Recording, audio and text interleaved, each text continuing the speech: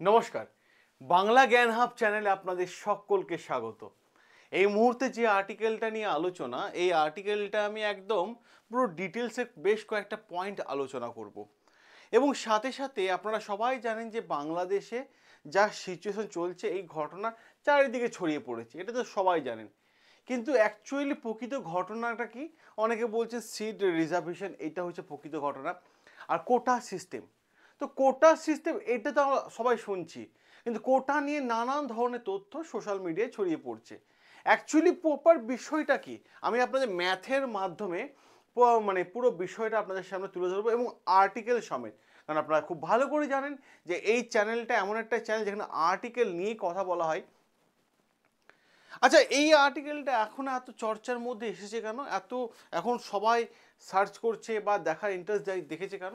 তার কারণ হচ্ছে যে আপনারা খুব ভালোভাবে জানেন যে বাংলাদেশের যে ex prime minister Sheikh Hasina, ওনার মৃত্যুর সাজা শোনানো হয়েছে গতকাল।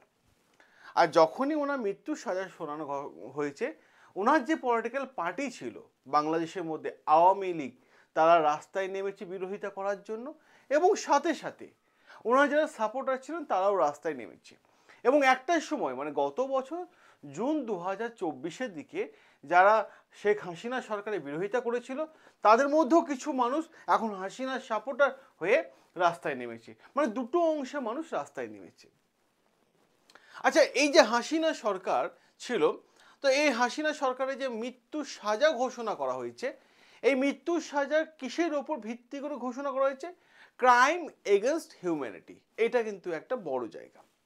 এবং সাথে সাথে কোন আর্টিকেলের মাধ্যমে এই শেখ হাসিনার ওপর মানে বিচার হয়েছে, সেটা হচ্ছে আপনারা দেখবেন ইন্টারন্যাশনাল ক্রাইম ট্রাইব্যুনাল অ্যাক্ট।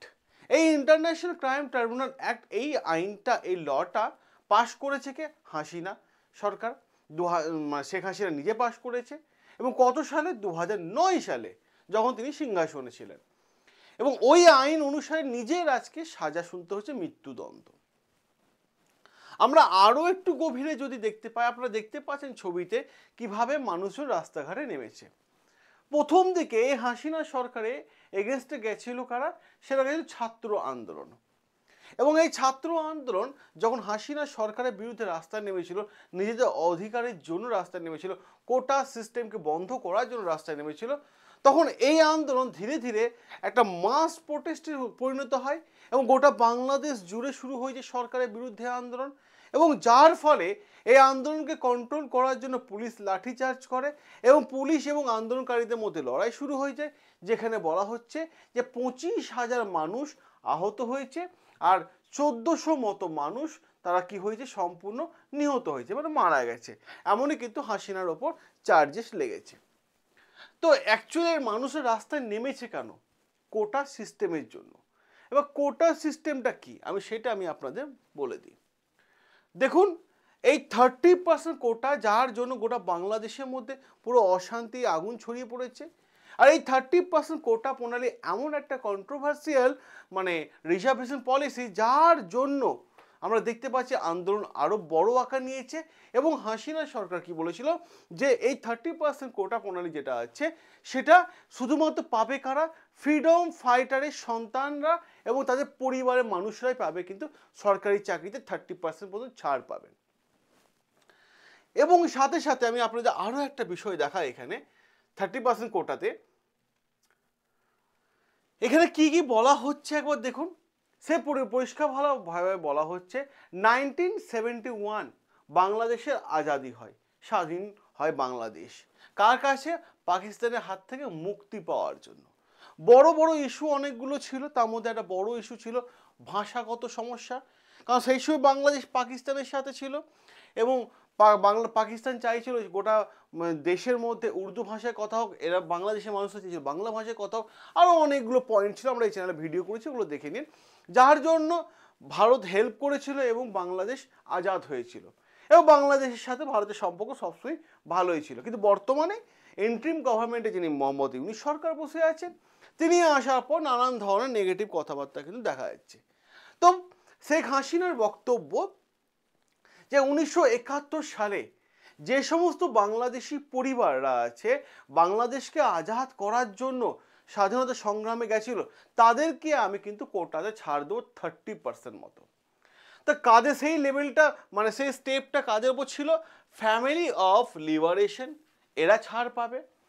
যে সমস্ত ফ্যামিলি ফ্রিডম ফাইটিংয়ের জন্য লড়াই করেছে তারা পাবে, এবং আদার্স কিছু স্পেশাল ক্যাটাগরিতে কিন্তু এদেরকে ছাড় দেওয়া হবে। এই 30%-এর মধ্যে এরা কিন্তু পাচ্ছে। এটা ছিল শেখ হাসিনার একটা বড় প্ল্যান কোটা সিস্টেমে। আমি যদি কোটা সিস্টেমটা আমি আপনাদের আরও একটু ভালোভাবে দেখাই আপনাদের, তাহলে দেখতে পারবেন। এই যে কোটা সিস্টেমে দেখুন এখানে খুব ভালোভাবে ক্লিয়ার করা হয়েছে 30% মতো কোটা কাদের জন্য, ঠিক না, ফ্রিডম ফাইটার চিলড্রেনদের জন্য, ঠিক আছে, দেখতে পাচ্ছেন। 10% কোটা কাদের জন্য? ব্যাকওয়ার্ড ক্লাসের জন্য, ঠিক আছে না, সরি ব্যাকওয়ার্ড ডিস্ট্রিক্টদের জন্য 10% কোটা, ঠিক আছে। আর এইখানে 10% কোটা ফর উমেন মানে কি? আপনারা ভাবেন সমস্ত মহিলাদের জন্য, না। এখানেও আমি একটা আর্টিকেল এনেছি এই জায়গাটাতে, এটাও একটা দেখে নিন আপনারা। এই 10% কোটা, আচ্ছা এটা আনা হয়নি, আমি বলে দিচ্ছি আপনাদেরকে। এই 10% কোটা ফর উমেন না, এটা হচ্ছে ফ্রিডম ফাইটিং এ 1971-এ যখন পাকিস্তানের সাথে বাংলাদেশ লড়াই করছিল আজাদির জন্য, সেই সময় পাকিস্তানের হিউজ সংখ্যক মানুষ বাংলাদেশে মহিলাদের উপর নোংরামো করেছে। তো সেই সময় যে সমস্ত পরিবাররা ছিল সেই মহিলাদের পরিবারদের জন্য, সেই সমস্ত পরিবারের মহিলাদের জন্য 10% কোটা। এটা সবার জন্য না। ফ্রিডম ফাইটিংয়ে যে সমস্ত মহিলারা মানে সেক্সুয়াল অ্যাক্টিভিটি চালিয়েছিল পাকিস্তান, তাদের পরিবারের জন্য, মেয়েদের জন্য 10%।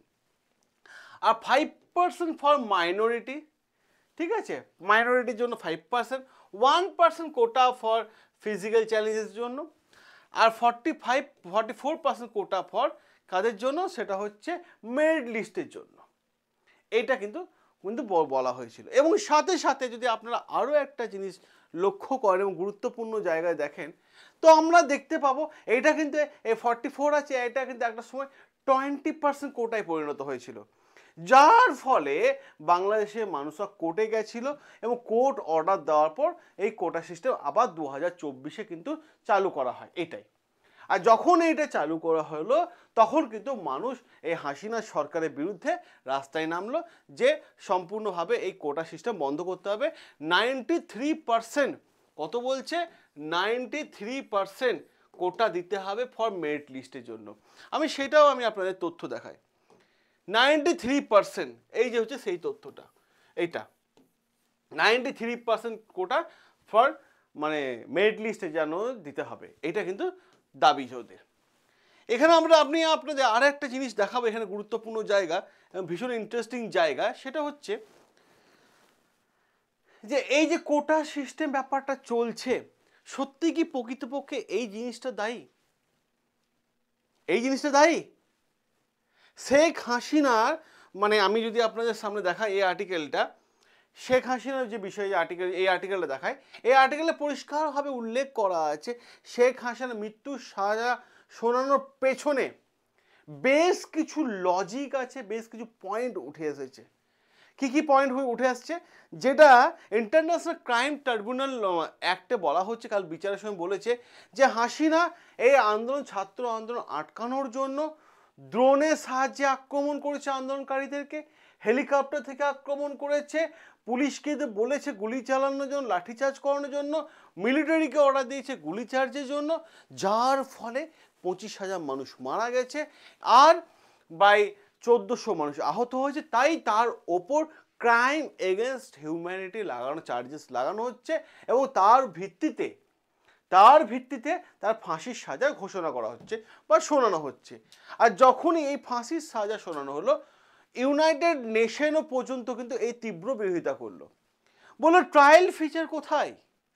কাউকে ফাঁসির সাজা শোনানো হচ্ছে, ট্রায়াল ফিচার এখানে দেখতে পাচ্ছেন। ট্রায়াল ফিচারটা কি? ট্রায়াল ফিচারটা হচ্ছে যখন কোর্টে কোনো কেস যায়, একজন অভিযোগকারী যিনি কেস করেন আর একজন যার বিরুদ্ধে মামলাটা ওঠে, যে ওর বিরুদ্ধে আমি কেসটা করছি, দুই পক্ষের উকিল থাকে। এখানে কিন্তু এক পক্ষের উকিল রয়েছে, হাসিনা সরকারের পক্ষে কোনো উকিল নেই। যে তার পক্ষে হয়ে বলবে। এখানে ইউনূস সরকারের হয়ে কিন্তু উকিল রয়েছে এবং তারা কিন্তু কোর্টকে সামনে প্লেস করেছে। আর এইটা হচ্ছে ইউনাইটেড নেশনের বক্তব্য যে একতরফা বিচার হলো কেন, এইটাই কিন্তু তারা জাস্টিসের ডিমান্ড করেছে ইউনাইটেড নেশন। আচ্ছা, এখানে আরও একটা প্রশ্ন হচ্ছে, এই যে হাসিনা সরকারের বিরুদ্ধে যে কথাগুলো হচ্ছে, হাসিনা সরকারে মানে সরকারকে সরানোর পেছনে কিন্তু আরও 5টা বড় বড় পয়েন্ট উঠে এসেছে, যে পয়েন্টগুলো গতকাল মানে ইন্টারন্যাশনাল ক্রাইম ট্রাইব্যুনালেও কিন্তু আলোচনা করা হয়নি। এটা পয়েন্টগুলো কিন্তু বলা হচ্ছে। তা কারা বলছে? আওয়ামী লীগের সদস্যরা বলছে। কি কি point? Number of point, Hasina নিজেও দাবি করেছিল, শেখ হাসিনা দাবিতে বক্তব্য রেখেছিল যে ইউএস মানে আমেরিকা এখানে বাংলাদেশের মধ্যে একটা মিলিটারি বেস চেয়েছিল, আমি সেই মিলিটারি বেসটা দিইনি। আর আমি সেই মিলিটারি বেস দিইনি বলে কিন্তু সে মানে আমেরিকা আমাকে সিংহাসনচ্যুত করলো, আমাকে দেশ ছাড়া করলো, আমি ভারতে গিয়ে আশ্রয় নিলাম। আর মিলিটারি বেস বলতে কি চেয়েছিল? বাংলাদেশের আন্ডারে একটা দ্বীপ আছে, আইল্যান্ড আছে, যার নাম হচ্ছে সেন্ট মার্টিন দ্বীপ। এই দ্বীপটা চেয়েছিল যে আমি এখানে মিলিটারি বেস করব, আর এখানে মিলিটারি বেস করে ভারত মানে মায়ানমার এবং চীনকে নজরে রাখতে চেয়েছিল আমেরিকা, যে দ্বীপটা হাসিনা দেয়নি। এবং সেই দ্বীপটাকে অলরেডি কিছুদিন আগে ইউনূস সরকার চীনকে দিয়ে দিয়েছে, আর আমেরিকা এখন বলছে আমি নেব। আবার কিন্তু আমেরিকা, চীন এবং বাংলাদেশ তিনজনের মধ্যে আবার কিন্তু একটা বড় একটা ঝামেলা পরিবেশ দেখা যাচ্ছে। সেটা নিয়ে আমরা পরে আলোচনা করব, কারণ আমরা আগেও আলোচনা করেছি এই বিষয়টা নিয়ে। সেকেন্ড পয়েন্ট কি বলা হচ্ছে? সেকেন্ড পয়েন্ট বলা হচ্ছে যে আমেরিকার পলিসি কখনো মেনে চলতো না শেখ হাসিনা, যার জন্য হাসিনাকে সিংহাসনচ্যুত করা হয়েছে। তিন নম্বর পয়েন্ট কি বলা হচ্ছে? আমেরিকার যে সমস্ত নীতিগুলো বাংলাদেশকে দিত, সেই উপদেশগুলো কিন্তু বাংলাদেশ মেনে চলতো না। যেখান থেকে চীনের সাথে সম্পর্ক ভালো রেখেছিল, ভারতের সাথে সম্পর্ক ভালো রেখেছিল হাসিনা, যার জন্য তাকে সিংহাসনচ্যুত করা হয়েছে। 4 নম্বর পয়েন্ট, ওয়াকারুজ্জামান। কে ওয়াকারুজ্জামান? হাসিনার ঘরের জামাই, ঠিক আছে? এই ওয়াকারুজ্জামান কে একজন বাংলাদেশের এই মুহূর্তে সব থেকে বড় আর্মি চিফ অফিসার। আরও আর্মি চিফ সিনিয়র মোস্ট মানুষ ছিলেন, অফিসাররা ছিলেন, তাদেরকে সরিয়ে শেখ হাসিনা কিন্তু নিজের ঘরের জামাইকে ওয়াকারুজ্জামানকে আর্মি চিফ অফিসার করেছিলেন। এই ওয়াকারুজ্জামান কি করেছে? সে বিক্রি হয়ে গেছে সিআইএ এজেন্টের হাতে।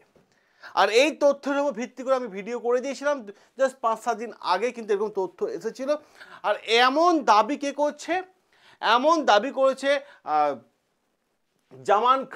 জামান খানকে বাংলাদেশের হাসিনার সময় বাংলাদেশে হোম মিনিস্টার ছিল, তার কাছে বিভিন্ন এজেন্সির খবর আসতো, সে কিন্তু এরকম দাবিও করেছিল যে ওয়াকারুজ্জামান কিন্তু আগে থেকে বিক্রি হয়ে গেছিল সিআইএর কাছে।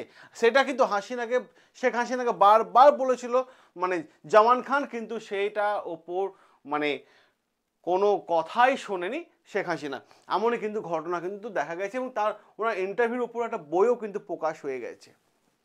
আর সব থেকে বড় আর একটা পয়েন্ট যেটা মনে হচ্ছে, সিআইএ ছাড়াও আরও বেশ কিছু এজেন্সি নজর ছিল বাংলাদেশের ওপর, কারণ তারা সবাই চাইছিল যে এই এশিয়ার মধ্যে আমরা বাংলাদেশকে যদি আমরা ঠিকমতো কন্ট্রোল করতে পারি, তাহলে পুরো এশিয়ার মধ্যে আমাদের কিন্তু রাজত্বটা চলবে।